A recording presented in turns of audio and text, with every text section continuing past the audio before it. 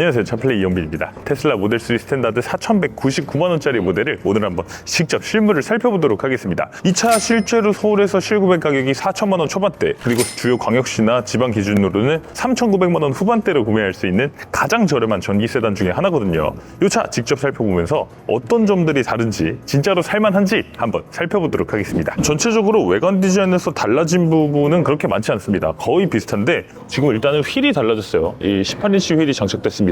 이 프리즈마타 휠이라는 이름을 가지고 있는 태양이 이렇게 플레어하는 것 같은 그런 디자인의 휠인데, 완전히 휠 커버로 이 안쪽이 보이지 않도록 막아놓은 공력적인 휠을 장착해 놓은 걸 볼 수 있습니다. 그래서 아마 여러분들이 디자인적으로 조금 아쉽다라고 말씀하시는 분들도 계실 것 같아요. 그러신 분들은 이 휠 커버를 떼서 알리라든지 다른 여러 가지 애프터마켓 제품들이 나와 있으니까 그런 걸로 교체해 보시는 것도 좋은 방법일 것 같습니다. 이 휠 사이즈는 18인치고요. 타이어 같은 경우는 한국 타이어의 벤투스 S1 AS 타이어가 기본으로 장착됩니다. 이 S1 AS 타이어 같은 경우는 사실 한국 타이어에서 고가의 프리미엄 라인업이라고 할 수는 없어요. 그냥 일반적인 올 시즌 라인업입니다. 또 전기차 전용으로 설계가 됐다든지 이런 타이어가 아니기 때문에 혹시 여러분들 더 편안한 승차감이라든지 또 뛰어난 퍼포먼스 이런 걸 원하시는 분들은 뭐 한국 타이어 아이온이라든지 이런 전기차 전용 타이어로 교체하시는 걸 추천드릴게요. 그럼에도 불구하고 트레드웨어를 보면 560입니다. 이 마일리지가 꽤 되는 타이어이기 때문에 여러분들이 아마 실제로 사용하는 데 있어서 내구성에서만큼은 그렇게까지 문제를 일으킬 타이어는 아니다라는 거 알아두시면 좋을 것 같습니다. 자, 그리고 테슬라 엠블럼도 이제는 완전히 검정색이 됐어요. 이 연식 변경된 모델이 되면서 모두 다 이 엠블럼이 검정색이 됐습니다. 스탠다드 모델부터 검정색 엠블럼 들어오고요. 그리고 이쪽 하단에 이 전방 카메라도 들어옵니다. 이제는 깜빡이도 이 스티어링 칼럼에 있는 게 아니라 물리적인 레버로 들어와서 조금 더 이 운전자가 스스로 운전할 때 편의성을 더해주고 있는 것도 볼 수 있습니다. 자, 그러면서 뒤쪽 테슬라 레터링도 검정색이 됐습니다. 이것도 원래 크롬이었는데 검정색이 됐죠. 이런 것들도 작년 4분기 이후로 부분 경유된 점이라고 할 수 있겠네요. 자, 그리고 트렁크 같은 경우는 지금 스탠다드 모델이지만 기본적으로 전동 트렁크가 적용됐습니다. 그래서 완전히 깡통 모델이라고는 하지만 이런 부분들은 이 모델 3 스탠다드에서 좋은 점이라고 말씀드릴 수 있을 것 같아요. 자, 그리고 트렁크 공간은 기본적으로 넉넉합니다. 여기 나와 있는 그래픽을 보면 골백이 대각선으로 이렇게 겹쳐서 두 개가 들어갈 만한 공간이다 라고 말하고 있어요. 지금 트렁크 하단에도 이런 식으로 플라스틱 보강재가 덧대어져 있는 걸 볼 수 있습니다. 그래서 짐을 넣고 뺄 때 이런 부분에 스크래치가 나지 않도록 만들어주고 있어요. 연식 변경 이전 모델 같은 경우는 이쪽 소재랑 똑같은 이런 직물 소재가 이쪽에 덧대어져 있어서 약간 이 부분에 스크래치가 나거나 그런 일들이 있었는데, 이런 부분에 보강을 해놓은 거 이런 것들도 잠수함 패치의 일종이라고 말씀드릴 수 있을 것 같고요. 모델 3뿐만 아니라 모델 Y의 26년형 연식 변경 모델에서도 똑같이 적용이 되고 있는 걸 볼 수 있습니다. 자, 그러면서 2열 트렁크 공간 같은 경우는 VDA 기준으로 594리터의 공간을 가지고 있습니다. 공간 자체가 594리터라는 건 아니고요. 이 아래쪽에 이런 히든 스페이스 공간까지 다 합쳐서 594리터의 공간을 확보해 놓고 있는 걸 볼 수 있습니다. 자, 그래서 모델 3 스탠다드 프렁크 용량 같은 경우도 88리터의 공간을 가지고 있습니다. 88리터면 사실 그렇게 적은 공간은 아닌데 소형 캐리어가 하나 들어갈 만한 그런 크기는 아니다. 그냥 우리나라 환경이라서라면 김치통이 한 3개 내지 4개 정도 들어갈 법한 그런 공간을 가지고 있다고 할 수 있습니다. 자, 그리고 지금 안쪽 정보에 보면 지금 1회 충전으로 주행 가는 거리 399km로 인증받은 걸 보여주고 있는데, 이 테슬라에서는 환경부 주행거리 인증받은 것과 별개로 382km를 갈 수 있다고 얘기하고 있어요. 어쨌든 이 테슬라가 말하는 것보다 환경부 주행가는 거리가 훨씬 더 길다라는 거 여러분들이 알고 계시면 좋을 것 같네요.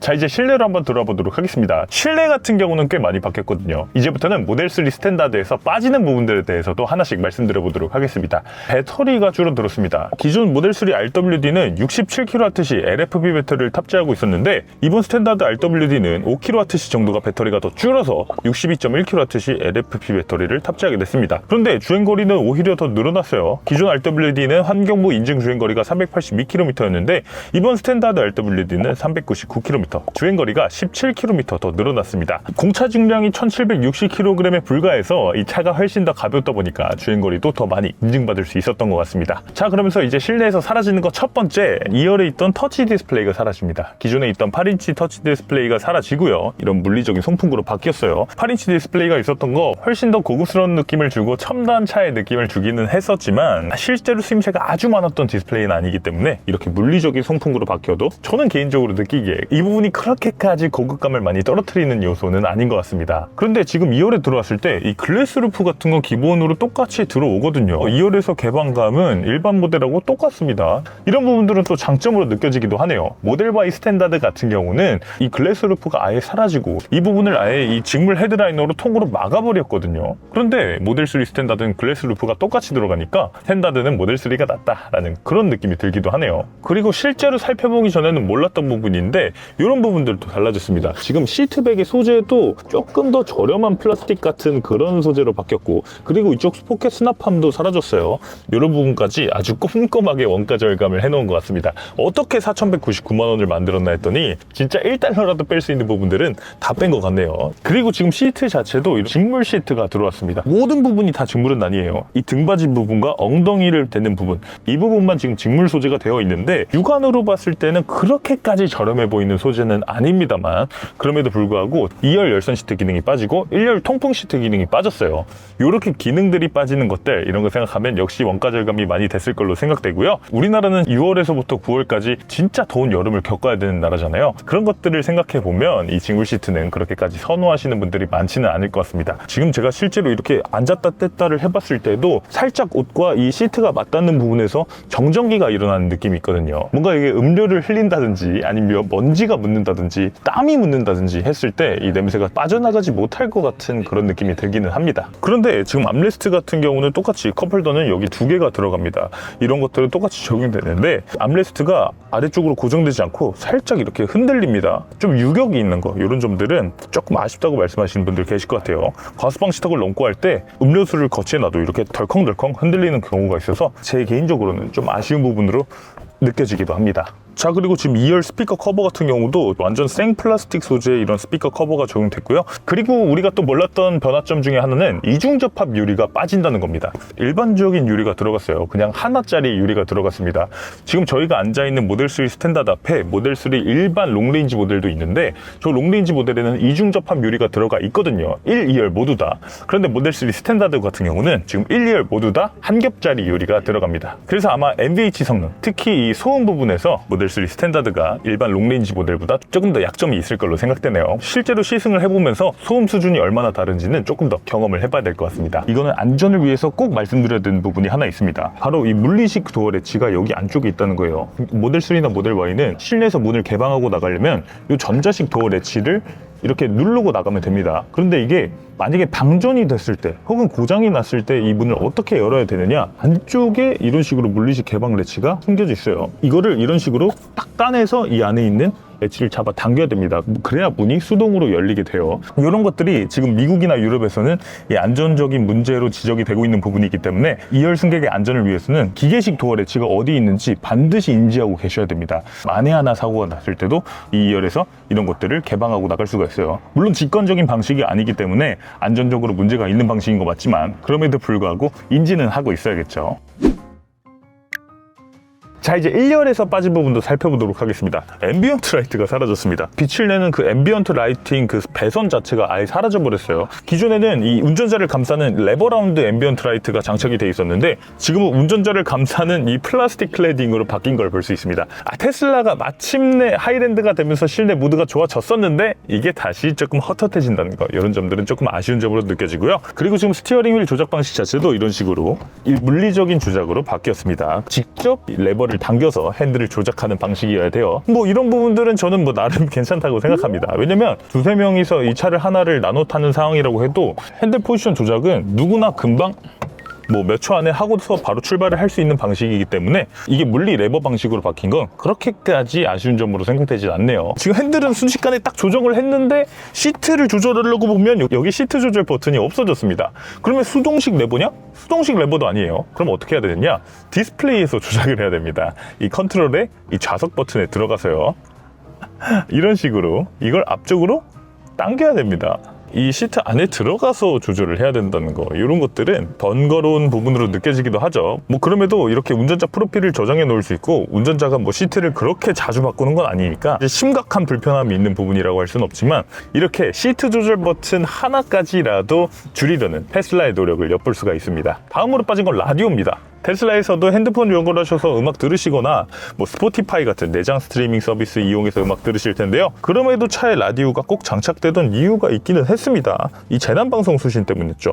특히 AM 라디오는 지진, 태풍, 전쟁 이런 국가적인 재난 상황에서 통신망이 마비되더라도 가장 안정적으로 정보를 전달할 수 있는 최후의 보루 역할을 했습니다. 그래서 현대차 같은 경우는 이렇게 재난시 라디오 주파수를 매뉴얼에 명시해두고 있기도 했어요. 그런데 테슬라 모델 3에는 이런 라디오가 없으니까 중요한 재난이나 안전 정보를 수신할 방법이 없어서 운전자가 고립될 수도 있겠죠. 여러분들이 만약에 이 모델 3 스탠다드를 가지고 오지로 캠핑을 가려는 상황, 이런 때는 고립이 되더라도 AM 라디오를 수신할 수 없다는 거, 이런 점들은 뭐 아쉽다고 말하면 아쉬운 점이라고 할 수도 있겠네요. 자, 그리고 지금 또 하나 빠진 거는 이 미러의 디밍 기능이 사라졌습니다. 지금 룸미러의 디밍 기능도 사라졌고요. 사이드 미러의 디밍 기능도 사라졌어요. 그러니까 디밍 기능이라는 건 야간에 운전을 할 때 뒷차에서 헤드램프를 켜고 가면 눈이 부시잖아요. 그래서 그 눈부심을 줄여주는, 미러를 자동으로 어둡게 해주는 기능인데, 그런 기능들이 사라진 일반적인 미러가 적용이 됐습니다. 안전을 위해서 썬팅을 밝게 하시는 분들은 약간 눈뽕이 있을 수도 있겠다. 특히 고속도로에서 일부 운전자분들이 상향등을 켜놓고 주행을 하시는 경우가 있잖아요. 내 차가 그 차 앞으로 갔을 때는 눈뽕이 좀 심할 수 있겠다, 이런 점들이 살짝 아쉽게 느껴지기는 합니다. 사이드 미러는 그래도 미국산과 다르게 우리나라에 들어오는 중국산 모델 같은 경우는 이런 식으로 전동 접이식 사이드 미러가 들어와서 그래도 우리나라의 극악의 주차 환경에서 이 사이드 미러를 수동으로 접을 일은 없도록 만들어주고 있습니다. 자, 그리고 지금 도어 트림에 보면 이 하단 트림도 소재가 바뀌었어요. 플라스틱 소재가 적용이 됐는데 일반적인 모델 3 같은 경우는 이 부분이 인조 가죽 트림이거든요. 그런데 이런 부분이 플라스틱으로 마감이 된 거, 그렇게까지 많이 눈에 띄는 부분은 아닙니다만 이런 부분에 있어서도 꼼꼼하게 원가 절감을 해놓은 걸 볼 수 있고요. 그리고 이 스피커 그릴의 소재 자체도 이 플라스틱으로 돼서 기존 모델 같은 경우는 금속으로 된 소재라서 조금 더 고급감이 있었는데 이런 부분에서도 꼼꼼하게 원가 절감을 해놓은 걸 볼 수 있습니다. 그러면서 스피커도 7개가 들어갔어요. 기존에 9개였는데 2개가 또 줄어들어서 가장 적은 스피커 7개를 갖추게 됐습니다. 한번 노래를 들어보도록 하죠.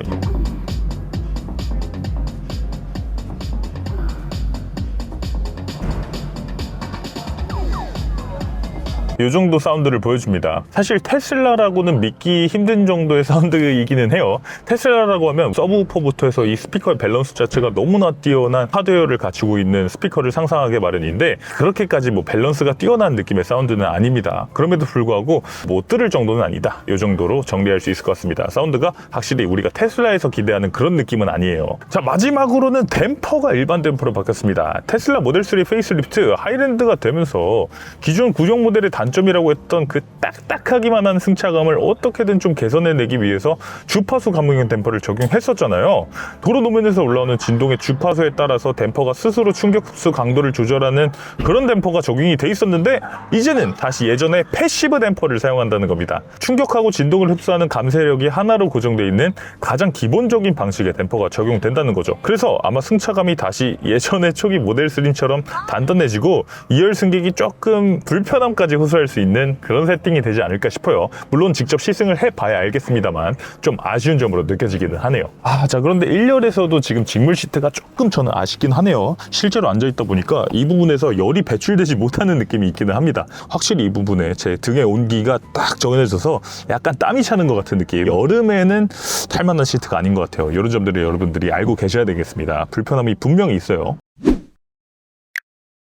네, 지금까지 이렇게 테슬라 모델 3 스탠다드 4,199만원인 모델을 직접 살펴봤는데 여러분들 생각은 어떠세요? 물론 빠지는 기능들, 옵션들 많았습니다만 그럼에도 불구하고 저는 가격이 깡패라는 생각이 들었습니다. 그래서 수요가 분명히 있을 것 같다는 생각이 들었어요. 지금 도로에 아이오닉 6나 EV4 이런 차들의 택시가 왔는데 저는 그것보다 오히려 이 모델 3 스탠다드가 경제성이 더 좋으니까 택시로서의 수요가 좀 있을 걸로 예상이 됐고요. 실제로 지금 성남에 모델 3 택시가 돌아다니고 있기도 합니다.